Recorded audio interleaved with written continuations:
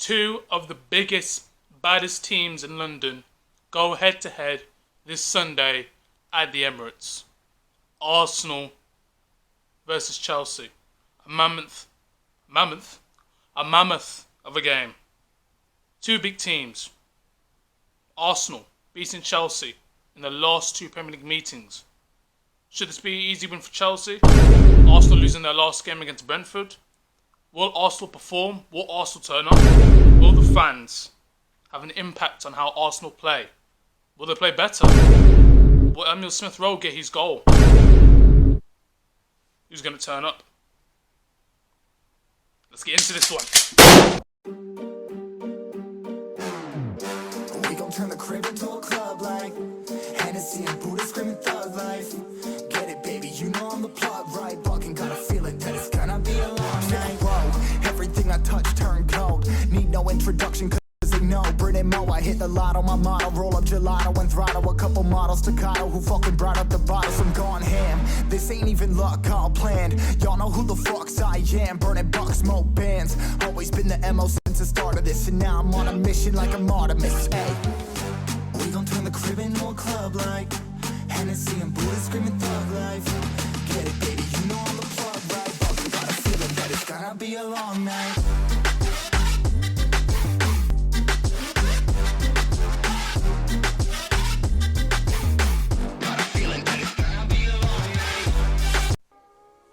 What's up, guys? It is Brandon from the Two Piece Mandem, and welcome back to another preview. Arsenal versus Chelsea, the classic preview, the London derby. This is the one that I like to do, but then I don't like to do at the same time because it's one of those ones where we're expected to beat Arsenal. Because usually, let's take it back to last season. They were in poor form, very, very poor form. They come to Stamford Bridge and they scrape a 1-0 win. They literally score a goal based off our mistake and they sit back for the whole game. Now, it's going to be even harder for us because we're travelling to the Emirates. And, okay, let's be honest, this Arsenal team wasn't as good as the last Arsenal team. But certain players have tendencies to turn up against us. I don't know why. I don't know why they don't do that for the rest of the season. I don't know why they don't play like they play against us against other teams. I don't have a clue. But you know what? I don't really care. Don't care. Just don't care anymore. Don't care. But let's get into this one. So, before I even go into it, I'm going to talk about the performance against Palace. If you haven't, I did talk about it in the Premier League prediction week 2, and if you haven't seen that, then link will be in the description. Go check that out. And essentially, we were brilliant against Palace. A lot of momentum, a lot of tempo to the game. We had a lot of possession, to be honest. Wonderful free kick from Marcus Alonso that went to the top corner. Second goal from Pulisic, took a deflection, went in, and then third goal, first debut goal for Chalobah. He was on his knees. It was an emotional moment for us and for him as well. His first ever goal, and it was a cracker of a goal as well. Brilliant goal. Now, let's talk about the big man himself, Romelu Lukaku. The big man himself. He wasn't in the Palace game, but now he's here. He's trained with the team, and I guarantee you he's starting in that match against Arsenal. It's going to be Ben White against Romelu Lukaku. And we all know that Lukaku will have him on toast. Well, he even should have him on toast, to be honest with you. I don't know how Ben White's going to compete with Romelu Lukaku, if I'm being honest with you. So, Lukaku to start. Seen his training. I haven't seen his exclusive interview yet. I will have a look at that. I will watch that. Tell me what you guys think. Should he start this game? Should he come on as a sub? You tell me. Including the players that are back as well. Chilwell, Kante, Reece James, they're back from injury, so we have enough power in the midfield as well. So it's just going to be peak time for Arsenal. But at the same time, you can't just treat this as if, oh, it's Arsenal, we'll just kick them to the curb. They have very good players. Arsenal still have good players. Do not underestimate Mikel Arteta's players. You have Emile Smith-Rowe, you have Nicolas Pepe, they have Kieran Tierney, Martinelli, yeah, he didn't turn up. That new guy, Lokonga, played really well. Alright, Ben White wasn't the best, but I think that's just a warm-up game. You should have played better.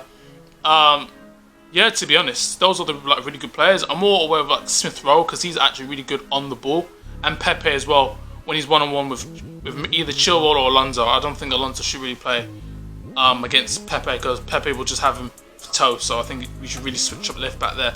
Even though we did score in the last game, so we'll see what it's going to be. We'll see. it's just one of those ones, really. Now, what I'm going to do now is just go into the starting lineups. What I think the starting lineup should be for the game. For a team like Arsenal, I feel as though you have to get on the front foot. I mean, it's with every team as well, but especially with Arsenal, you have to get on the front foot. You have to really press them. You have to really show who's boss. And at the Emirates, they can perform. When there's fans behind them cheering them on, they will perform. They will come at you. Because remember, they haven't got 3 points yet. They lost against Brentford. Alright, so they're going to be coming at us very, very hard. So it's either we put our foot on the gas and we come at them, we get on that front foot, we press them high up the field, or we just soak up all the pressure, which may lead to them scoring a goal, but we just soak up the pressure and hit them on the counter-attack. We have the players to do so. We have Timo Werner, we have Pulisic, we have Lukaku. Lukaku looks slow, but trust me, he's fast. I heard before we even signed Romelu Lukaku for 97.5 million, that he was the second fastest player at Inter Milan. So what does that say? And I know Italian football's slow, I understand that, it's a different tempo towards Premier League football, but still, that stat's quite amazing. And he scored 24 goals, so, you know, we can hit them on the counter-attack. That is one way of doing it, but I'm going to go into the starting lineups right now. So in goal, I don't think it should really be argued or anything like that. Yes, Kepa Arrizabalaga saved us in the penalty shootout to win us the UEFA Super Cup, but let's just be honest, we're going to put Edouard Mendy in goal. It's just obvious to put him in goal. He's been brilliant for us. He is a class keeper. I wouldn't say world class yet. I want to see him for the whole of the season, and then I'll make a full statement on him. He's good at the moment, but I want to make a full actual statement on him. So Mendy in goal. This is a 3-4-3. I think every person should know that Chelsea do play a 3-4-3 formation. Left centre back for me has to be Antonio Rudiger. In the centre midfield, I think I'd play Thiago Silva, because I think they're going to play that 21-year-old striker Arsenal, because Aubameyang and Lacazette are still ill, so they will not, participate in that match. So that's an advantage towards us. If Aubameyang was starting, then I'd switch centre back. But Rudiger, Thiago Silva. Right centre back has to be Chalobah, because he was brilliant. He was brilliant in the UEFA Super Cup, and he got his goal in the last game, so he has to start. It's just criminal for him not to start in that game. Like, do you know what I mean? You can't just bench him. I think that's just really cruel. So he has to start in that game. Left wing back, I'd say Ben Chilwell. Marcos Alonso did play very well against Crystal Palace, but let's be real, Crystal Palace didn't do anything. They really couldn't get into our half that much. It was only in the second half where they played, where I forgot which player it was, played a through ball into Wilfried Zaha, and Zaha pretty much nearly scored. But that's really about it, if I'm being completely honest. Other than that, they didn't really do anything. We just dominated the game. So I played Chilwell just because of Nicola Pepe, and I know that he will turn up 100%. Centre midfield, I'm taking Kovacic off and I'm bringing in Kante. I'm sorry, Kante's just too good. It's too good. He is too good. He's literally, for me, player of the year. He should really get the Ballon d'Or, if I'm honest. Obviously, it would never happen, but he should get it, if I'm being brutally honest. He's one of the best players, arguably one of the best players in the world. So yeah, I think you get into any team. So he'd have to sit in that midfield. Jorginho won 3 titles, won 3 cups. He has to start 100%. Played very well against Palace, switching the ball from left to right, gaining control of the midfield, short passes, long passes into Pulisic, into Mount. Really switching the ball very, very quickly, passing it very, very quickly. Right wing forward, right wing back. It's a tricky one. I think I play Hudson-Odoi, I think I play Hudson-Odoi for that one. Reece James, I put him on the bench, simply because with Hudson-Odoi, he's more of an attacking threat. You get what I'm saying? He's more of an attacking threat. Obviously, coming back, he has to do his defensive duties, don't get me that. But going forward, I think he can really threaten Tierney. Whereas with Reece James, I don't think, when he's in a one-on-one with Tierney, I don't think he can really beat him. And Kieran Tierney is a very, very good player for Arsenal. I mean, you saw how many times he ran down that left flank against Brentford, so he goes forward a lot. And I think if we can catch him out, Hudson-Odoi has the speed and pace to really get in behind and whip those balls in or cut inside to set it up for Mason Mount. Now that's the midfield. Left wing forward for me has to be Timo Werner. Like I said, getting in behind, got pace. But like I said, same question is that he doesn't finish. And I know, he should finish. He's when he gets in front of goal, he's not finishing his chances, and it's a shame. He should finish his chances. Oh yeah, for the person who said that I want Werner out of the club, yeah, go sock out. Sock your mum. Literally. Don't abuse Timo Werner. If it wasn't for his run, right, that wouldn't have opened up space for Kai Havertz to score. So don't even chat. Alright, I don't care. Yes, he cannot finish for dog crap. Everyone knows he cannot finish for crap. But it's the runs and the link-up play that he makes in behind which enables him to contribute towards the team. That's what makes him a threat. When defenders constantly have to watch someone that's always getting in behind, it could leave space for the midfielders to run into. Like, do you know what I mean? Like, imagine you're constantly having to be aware of someone who's going to constantly run in behind because he's got the pace to beat you, and you know he can beat you as well. So you're constantly leaving space out for the midfielders, the attacking midfielders, to run into and create chances or shoot. So, if anything, Timo Werner left wing forward. Up front for me, right wing forward, Mason Mount.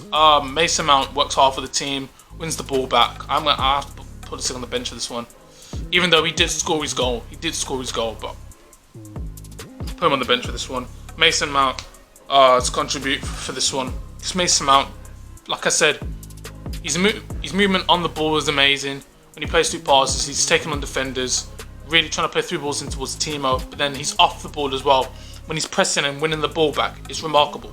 And he's the reason why we won that foul and we actually scored our goal. So, Mason Mount. And then up front, the new number 9, the new man, up front for Chelsea, who has made his return. It is no other than the man himself, Romelu Lukaku. 100% he has to start. His stats, his passing, his movement, you can't write it. You can't write it. It'd just be unquestionable not to start him. You have to start him for an occasion and a game like this, and it's just bound. He has to start it. He has to start it. It's just as simple as that. And I feel as though he will make an impact. He's the man that has to take us to win the title. He's the man. Alright, he is the guy. He is that guy. It's just as simple as that. And he can do it. He can do it. It's just as simple as that. He can do it. And I just believe he can just bang in the goals for Chelsea. And that's just as simple as that. Now, my overall scoreline for the game. Now, if you've watched my Premier League prediction, you know I predicted it. I'm going to say 3-0 Chelsea. I can't really go wrong with there, especially the form that Arsenal's been on. I know it's one game, but if you look back at the pre-seasons that they've had, realistically, we should be beating them. We should. This is realistic. I can get. They shouldn't be able to score a goal. Let's just be honest with you. It's just as simple as that. Alright, that's the end of my Arsenal versus Chelsea preview. If you guys enjoyed it, make sure you leave a like. Don't forget to click the subscribe button as well. More videos will be coming out soon. I'll see you guys in a bit. And peace!